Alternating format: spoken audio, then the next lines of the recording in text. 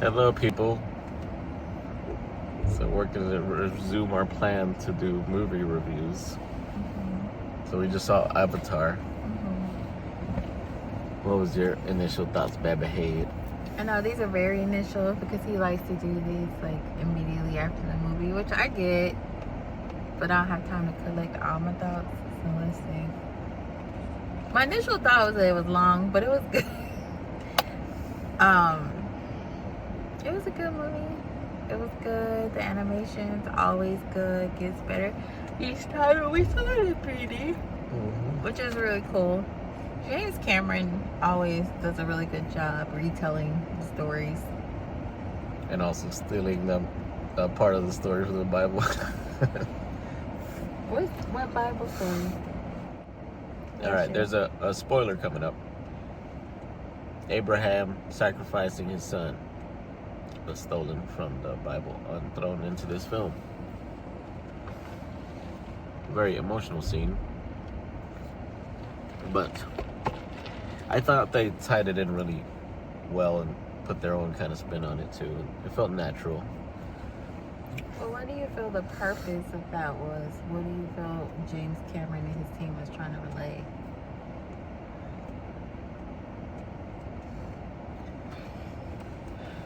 That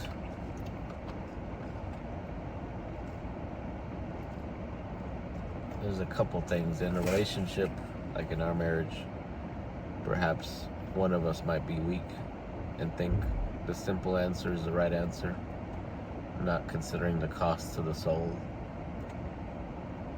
And the other person has to be strong for us, for the relationship and for the other person, to say, no, that's not right, and there's too big of a cost. Well, on that note too, I liked how the relationship between the two people, I don't remember their name, but like the two main Avatar characters, the one that used to be a human and then the one that's a lady, Avatar, how they maneuvered through life. So there were parts where they were conflict, but then there's other parts where I really felt like he was a safer guy. I don't know if he learned that from when he was a human or when he became an Avatar man, but it was a really good balance with him saying, okay, this is how we're going to lead the household, this is a decision I'm making.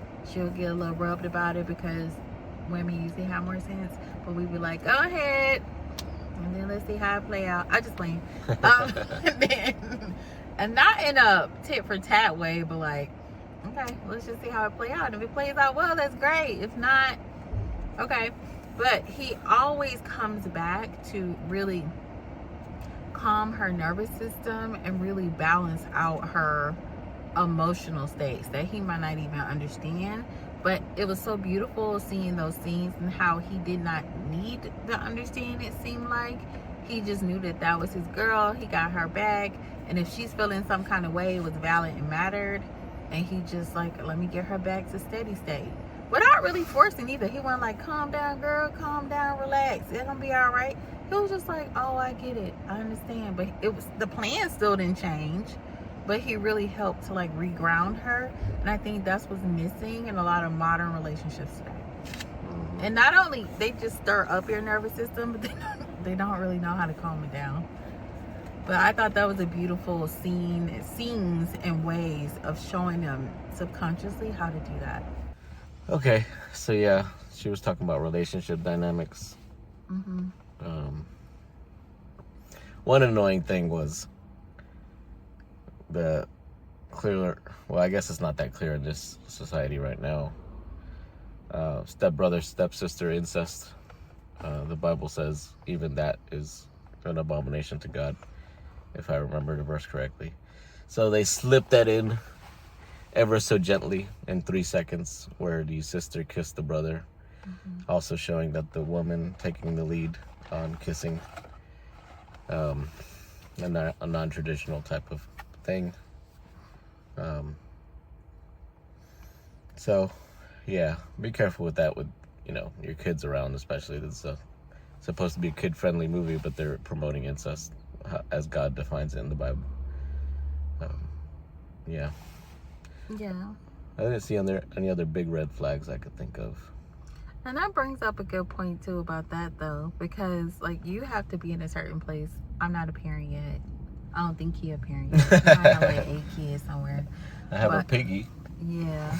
So I mean, I never want to speak as if I know exactly what it's like to be a parent, but I would say as an adult human that's been here, you know, and experienced some life that I think is really important to, you know, understand where you're coming from, even though we're still growing as adults. And then at a point have those are conversations moments, what I'm trying to say. So we can look at those and say, oh no, just don't do that. Or you can open up a conversation and like, what did you see first, to see what they even saw, where their mindset is.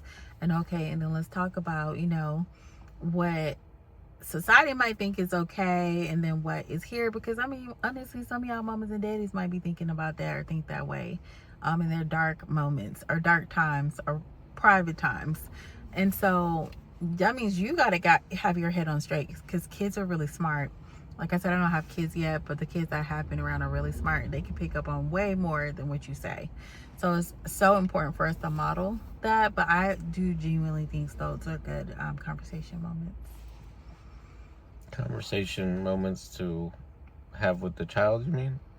Or about what that means? with the adult or child. Like, what did okay. you, like, if you saw the brother, sister, or stepsister, like, what did you see? What was your favorite scene? What did you see? What about this scene? What did you see in that? What are your thoughts there? And being able to talk about those things, because if the parent doesn't talk to their kids or whoever their guardian or loved one is, but I do think if they do have parents, you got to run that by their parents first. But yeah, if you don't, the kids at school are going to talk about it. Commercials are going to talk about it. Other movies are going to show them. Yeah, can't just be like, that never happened. We must never talk about such things. Yeah, I appreciate you asking, like, to clarify, to make sure that's clear. Makes me also think of Zootopia too. They threw in 2 little references in 3 seconds apiece of threesomes and foursomes, and I was like, what the hell? This is a kids movie. Like, what? Why? But it just shows you that the enemy is operating, you know, squeezing in wherever you can. It makes me think of also how supermarkets work. You know, they pull the super high sugar content candies at eye level to kids. So that's pretty much the points we had, I think. I don't know. We didn't talk about the points. Well, another point was the fact that there's so much more exploration to be done. So it was just fascinating to see, you know, the variety of things that were shown in the movie, and it keeps our minds expanded of what's possible and what's present in the world and beyond our world, of what we think we know and understand. So it's always nice to keep an element of that open, because there's so much, you know, that we'll be exposed to, that we're gonna have those levels of thinking to levels of thinking. I'll finish that thought. I'm sleepy, y'all. After that was a long movie. But levels of thinking to be able to see what's happening right in front of our eyes. So it's going to be really important. And there's just so much that even our ancestors probably knew about, that we can't see as well, because we have this artificial box of safety around us. Or distraction too. In America, it's a lot harder to see the spiritual realm, I've been told, by ministers that see demons and have healed people. They've done that a lot more easily in third world countries, because there's not as much distractions and signals and, you know, radiation all around. So that affects the spiritual realm here. It's for us to see and experience. But you brought up a great point, because that made me think of all the spiritual tie-ins they made in this movie. The entire movie is spiritual. Yeah. But like another connection point to various things in the Bible too. Like, you noticed how they intentionally took the child, the clearly demonic character. The clearly demonic character also was sacrificing and using blood, curses, and basically using sexual activities to pull men in. But that's a good point too, and it's sexual power, because it is sexual power, and a lot of times we give away that power willingly without understanding the power of it, and also what goes with that. So it was interesting to see that play out in the movie too. Yeah, it was a big cost. And you see how he changed over time. And he didn't change to become, oh, I'm gonna look even more like myself. It was making him look more like her over time. And I thought that was interesting. In her, I don't mean it's just her fleshly, whatever, avatar body, but her and what feeds her.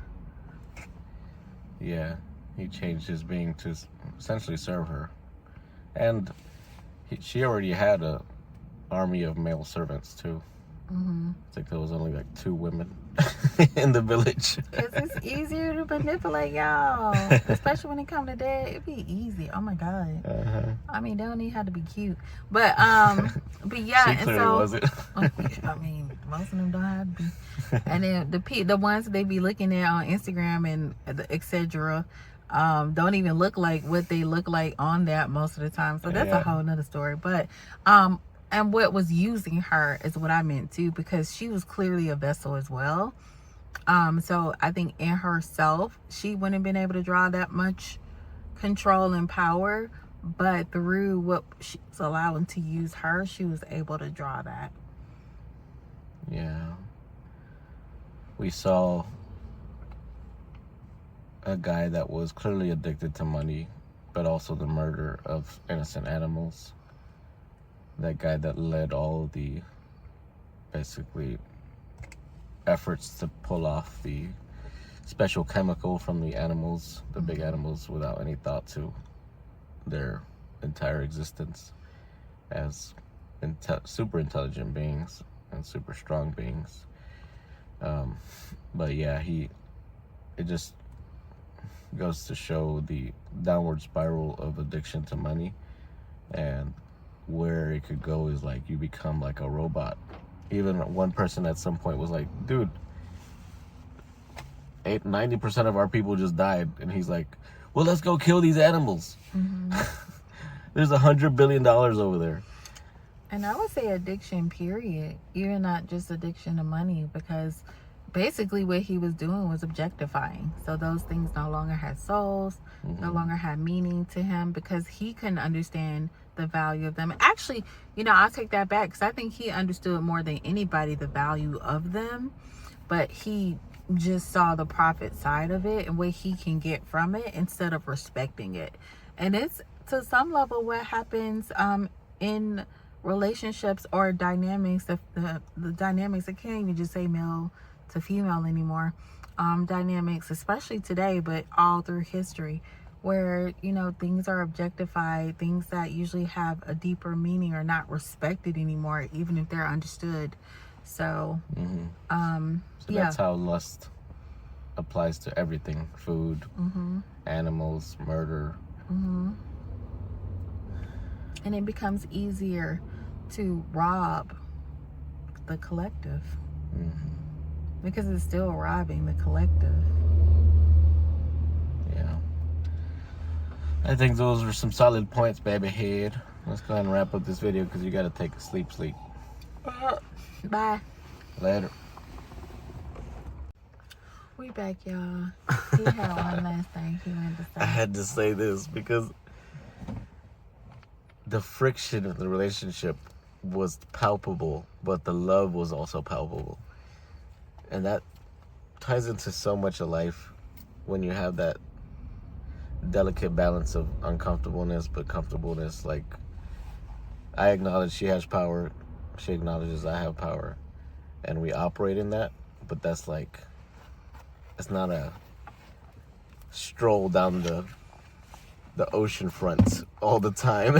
And that movie really showed and spoke to that, and the dynamics of that. It's kind of hard to explain, but there's what'd you say, woman? Say to me. It's kind of hard to explain and put words to, but it's like something that happens over time and gets easier over time. Sometimes, but after, yeah, I plead 12. But it has gotten easier, but it still was a cost. Yeah. And sometimes you're like, okay, what is the restored recouping of that energy? Because I personally don't believe it has to be that way. It just sometimes, as humans, we're going to have natural things that we don't agree, blah, blah, blah, blah, blah, blah. And we were raised in different environments, not me and him, just in general, people. And so most people might think it's a racial thing, because sometimes I forget, whatever. But yeah, I'm Asian. yeah. But I don't really think it's the race thing. It's more of like environment thing and how people are raised and grew up, which is not always cultural. It's a household based cultural like dynamic that matters the most. So yeah. Yeah, so I think that movie. So it's like a battle of identities, and some people don't know they in the battle, and some people do. And then, alongside that, I feel like what? The understanding that they're still fighting for each other. Yeah, but then at some point, hopefully, we're like, yay, that battle's won. Let's get back to the regular programming. But yeah, I think it's important because the more you clear the air, because it's also a form of clearing the air, but try to make it quicker. The quicker, the better, the possible. Because there's a big difference between that kind of friction and like just we different, but you can still coexist. So getting back to baseline as quick as possible, I think is the most valuable thing, because the more you remember you're on the same team, it makes it easier. But then when you're talking to that kid inside of that person, even though you're looking at the adult of that person, that's when it's just a matter of like that kid saying, okay, I'm safe again, or okay, I'm hurt again, okay, I'm whatever, which I think again extends beyond race and culture even. Yeah. You know what's a special scene in the movie that tied in the complication of this and how messy it gets is when they had a dispute, the husband and wife, main characters, and he basically accused her of saying, well, you don't like us because we're part human. And he basically said some really asinine things that were way too hard-hitting, and it hurt her. It clearly pierced her heart. And he, like she said a second ago, try to resolve it as quickly as you can. He let her walk away, but then he kind of grieved in his heart and kind of ran towards her and said, I'm sorry, we'll get through this. But there's, again, that awkward tension that had to happen to communicate both perspectives. Mm-hmm. And I would just say over time, have those awkward moments decrease. Because some things we can catch here and here before we say them out loud all the time. Like, I think he just got to a point, though, because he kept hearing her say, I had those pale skin people. And he was like, you forget that I am one? And then she was like, oh, yeah, I did forget because you keep wearing that Avatar suit. So, like, what you expect me to remember? Like, what? So, yeah. And so those times will happen. But I think the more you grow to understand, again, that we're on the same team. And over time, yeah. This person can be hurt, but it does not have to be personal to me. And let me see what the real underlying thing of the hurt is. Makes a big difference. Yeah. I think over time it comes with practice. If the goal is to be like, we're on the same team. Like, hurt people don't always have to hurt people. Yeah, and that takes introspection. That takes not always blaming the other person. Mm-hmm. That takes maturity. Mm-hmm. Throwing the kitchen sink at issues Mm-hmm. for yourself. So, all right. And sometimes it just takes, even though you might disagree with this, you can let me know. And see, look, I'm okay when I'm disagreeing with me. I don't feel like I had to be right all the time. Some people, it's like, I had to be right or I don't mean anything to the world. I think that's weird. But anyway, it could be a matter too of what I want somebody to say or do that to me. And if the answer is no, but some of y'all crazy people, y'all wouldn't even know the difference. But y'all like, yeah, that's what people always did to me. Then that's a whole nother conversation. But that kind of quells it quickly too. Like, I was about to say that, but did I want somebody to say that to me? Probably not. So let me think about how to say that better, deliver that point better. Yeah, I could say a practical example of that real quick, because I don't want this video to run too long. But one of my family members has a habit of saying my life is jacked in much more flagrant words, but it's a consistent thing. And I've grown in my journey to be like, that is dangerous language to be using for your life. And I don't want that negativity around me, so don't speak that over my life, or I encourage you not to speak it over your own life. But nevertheless, that's something that I grew up with. A family member being close to me, and that person saying even stuff like, oh, the life of the poor is hard, which is basically encapsulating us as being poor, and just repeating that over and over again. But yeah, that sort of repetitive cycle is really not healthy for a child into your adulthood. Be more defensive about that stuff, because it will affect other parts of your life. I completely agree with that. Mm-hmm. I'm laughing because he said that was going to be the end of the video. But I'm going to make it in one sentence. But because for those who believe in Yahweh, Jesus, he says in one version of the book, life and death is in the power of the tongue. So how you speak matters, because we have the power to speak it. And for people who are more New Agers, y'all say, you speak things in existence and manifestation. And so your words have power. Mm-hmm. So we have to steward them well.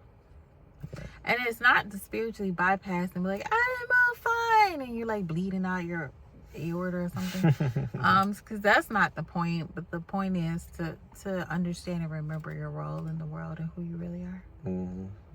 Amen. All right, ending for real this time.